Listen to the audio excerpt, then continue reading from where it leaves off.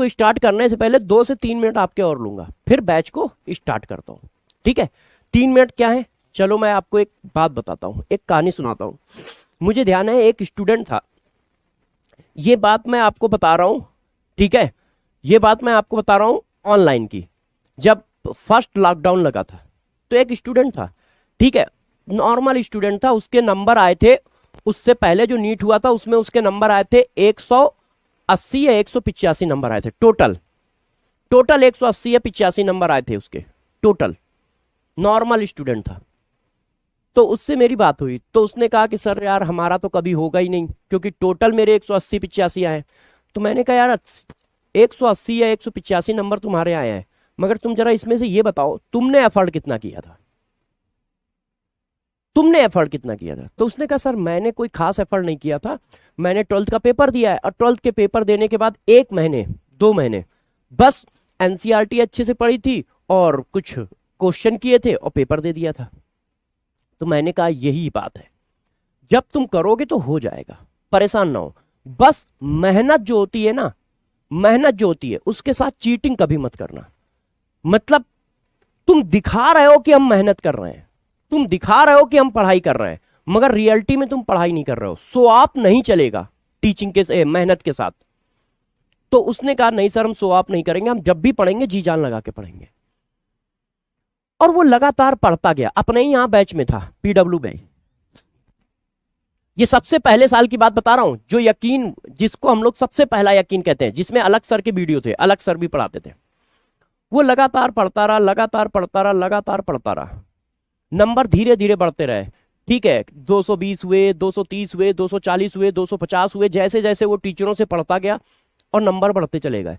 बस उसकी एक खास बात थी, लगन थी बच्चे में। मैं ये नहीं कह रहा वो बहुत तेज था, क्योंकि मैं जानता था उसको, मगर उसमें लगन थी, मतलब वो अपना पूरा बेस्ट एफर्ट डालता था। बच्चे का नाम भी बता देता हूं, है ना, बच्चे का नाम भी बता देता हूं, है ना, महेश नाम था उसका, महेश। वो पूरी लगन से पढ़ता था, अपने आप बेस्ट देता था, जी जान लगा के, धीरे धीरे पढ़ता रहा, पढ़ता रहा, पढ़ता रहा। ठीक है, कभी कम नंबर भी आए, 400 पहुंचे तो कभी 400 नंबर आ रहे थे, फिर लगातार 350 आ गए, 450 आ गए, मगर वो डटा रहा और टीचरों के नोट्स को रिवाइज करता गया। तो जैसे जैसे वो सिलेबस पढ़ता चला गया और चीजों को रिवाइज करता चला गया, उसके नंबर 2, 4, 6, 10 बढ़ते चले गए, हर टेस्ट में बढ़ते चले गए।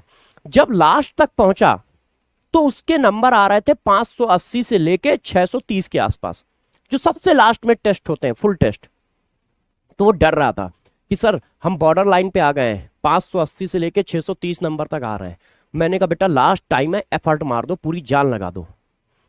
मैंने कहा रिवीजन खूब तगड़ा रखना। उसने पूरी ताकत लगाई, पूरी ताकत लगाई, और वो एमबीबीएस बन गया। रैंक बहुत नहीं आई है कि 100 रैंक आई हो, 400 रैंक आई हो, 300 रैंक आई हो, मगर दोस्त 185 से लेके 610 नंबर, 615 नंबर लाना बहुत टफ काम था, और वो उसने करके दिखाया। मैं सबसे ज्यादा उस बच्चे को ध्यान रखता हूं, मतलब मेरे दिमाग में वो बच्चा आज भी है, मगर जिन्होंने 20 रैंक लाई, 40 रैंक लाई, वो मेरे दिमाग में नहीं है। क्यों? क्योंकि मैं उसके साहस को सलाम करता हूं, महेश के साहस को। यार जिस बच्चे के इतने कम नंबर हो तो बच्चे डरते हैं कि हमसे नहीं होगा, डरते हैं हमसे नहीं होगा। वो जब आके खड़ा होता है और ये कहता है कि नहीं हमसे होगा, और पॉजिटिव एटीट्यूड के साथ जान लगाता है और लास्ट में करके निकलता है, तो उस बच्चे को सलूट इसलिए करना पड़ता है क्योंकि उसने ऐसी जंग लड़ी है जिसमें उसको डिमोटिवेट करने वाले 1000 लोग थे, घर से लेके, दोस्त से लेके, रिश्तेदार से लेके टीचर तक, कि यार तुम्हारे टोटल 180 नंबर है, तुम कैसे सेलेक्ट हो सकते हो।